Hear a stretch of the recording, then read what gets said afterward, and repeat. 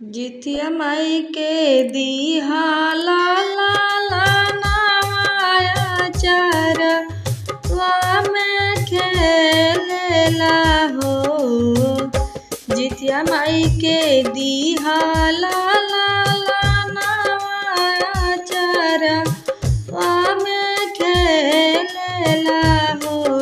सासु हमहु भूख बिखर जिउतिया अपना ललना के बधाइया नु हो।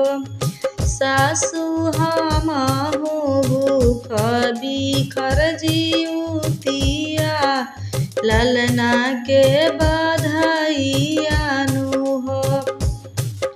सतमी में करबो नहाए खाए अठमी होरिया करबो हो। सतमी में करबो नहाए खाए अठमी ठंगनिया करबो हो।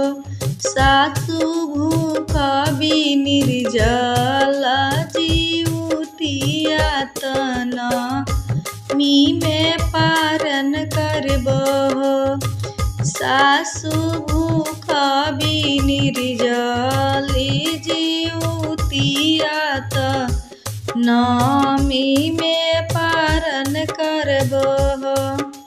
हमहु चलाबी गंगना सुनहु मोरी सासु जी हो।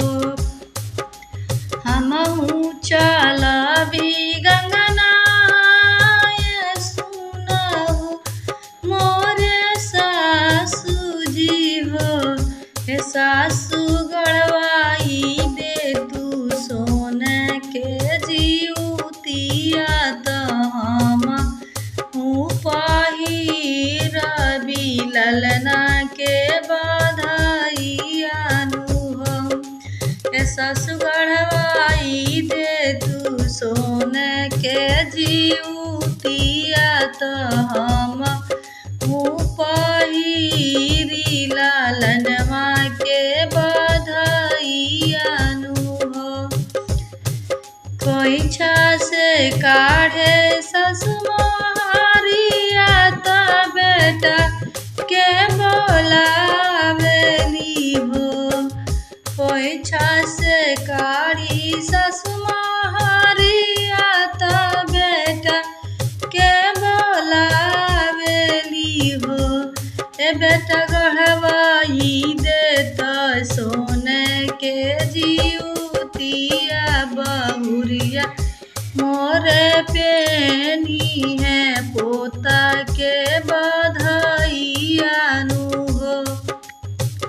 हे बेटा गढ़वाई देता सोने के जिउतिया बहुरिया मोरे पेनी है पोता के बधाइया नु हो।